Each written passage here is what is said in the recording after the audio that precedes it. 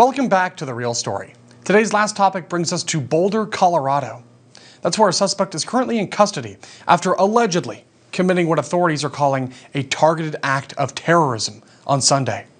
The shocking attack happened at the Pearl Street Mall, and the suspect, a 45-year-old Egyptian national identified as Mohammed Sabri Solomon, allegedly used a makeshift flamethrower and Molotov cocktails to target a peaceful pro-Israel demonstration, injuring 8 people, including a Holocaust survivor. In fact, the demonstration was in support of liberating the Israeli hostages that are still in Hamas captivity. And among the victims, aged 52 to 88, are 4 women and 4 men, and at least one of them was in critical condition as of Sunday evening. Moreover, FBI officials, who have confirmed that the situation is being investigated as an act of terrorism, have said that Solomon was heard shouting the phrase, "Free Palestine," during the assault. He's currently being held on a bond of $10 million and faces multiple felony charges, including the use of an incendiary device. Authorities also found 16 additional Molotov cocktails near the scene, indicating the potential for even more violence. What's even more disturbing is the fact that Solomon is in the U.S. illegally right now, after overstaying a B-2 tourist visa that was issued to him in 2022. Even though the visa expired in 2023, he'd been recently living in Colorado Springs, mysteriously.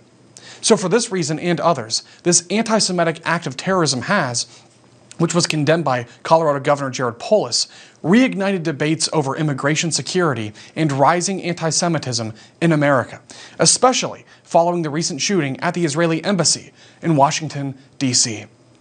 Here with reaction is psychiatrist Dr. Carol Lieberman. Dr. Lieberman, thank you for joining me. My pleasure. So it's good to have you here. Obviously, this is a horrific situation. I want to get your thoughts about the mindset of the suspect, because we're seeing an increase, clearly, in anti-Semitic terrorism in America, and it's just, I'm trying to figure out where it's coming from and what can be done to address it. Yes, it is getting increasingly dangerous and Yes. out of control. October 7th, when Hamas invaded Israel, that seemed to bring to the surface in America and in a lot of countries around the world anti-Semitic feelings that had been there, but now they had an excuse to express them. Even though, of course, it's sort of ridiculous because it was Hamas who invaded Israel, not the inverse. But, part of the problem is that Hamas gives out wrong information to the media. And some media swallow it and present stories of Israel killing untold numbers of people, and Israel taking the supplies. It's Hamas that takes the supplies and then sells the supplies, or tries to the Palestinians. So a lot of misinformation gets out, and that, of course, increases people who are already feeling anti-Israel or anti-Semitic.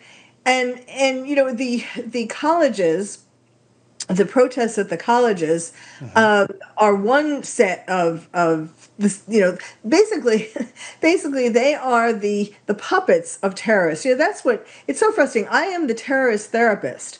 Ever since 9/11, I became what I call the terrorist therapist, and I have been writing 2 books about terrorism and helping people cope with terrorism and all kinds of things. I'm working with Israelis right now by Zoom, helping them to cope with the continuing effects of October 7th. Yes. So what's really disturbing is how this is ramping up. Certainly in Europe, their terrorists have basically, illegal immigrants have taken over Europe, France, England, Germany, and it's already, there are a lot of terrorist cells in America, and people who aren't necessarily in so-called cells, but who have those same thoughts. So what people need to understand is that,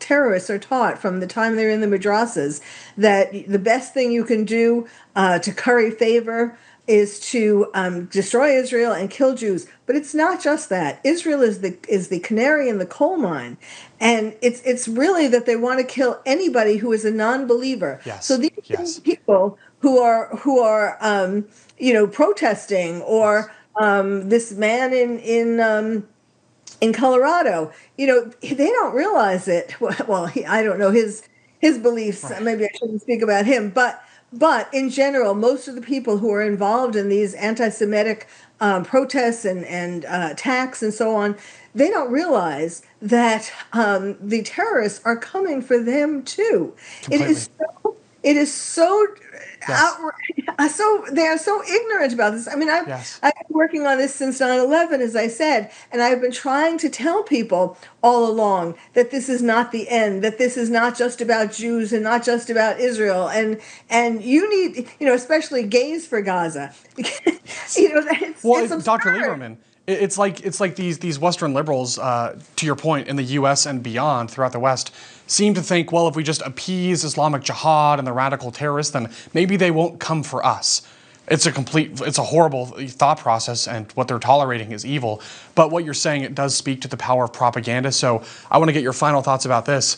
I think the best way to combat that is with more activism, more education. We have to bring the truth to people because a lot of people are clearly very misguided, and I don't see what the other long-term solution would be other than education. Well, education should certainly be a part of it. Okay. Also, what you were alluding to before, we should be much more careful in terms of who we let into this country Yes. and where they come Yes. from and what their beliefs are. We can't be fooled. We can't let what's happening to Europe continue to happen here in America. And the man in Colorado, is a great example of that. So, Yeah. and people, just let me say one more thing. Please.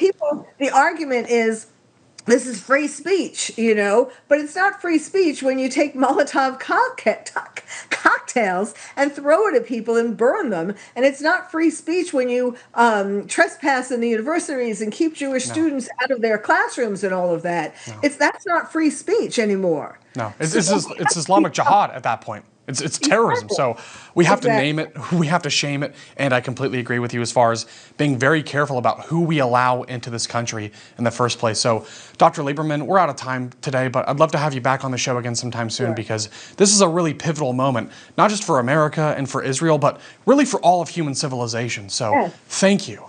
You're very welcome.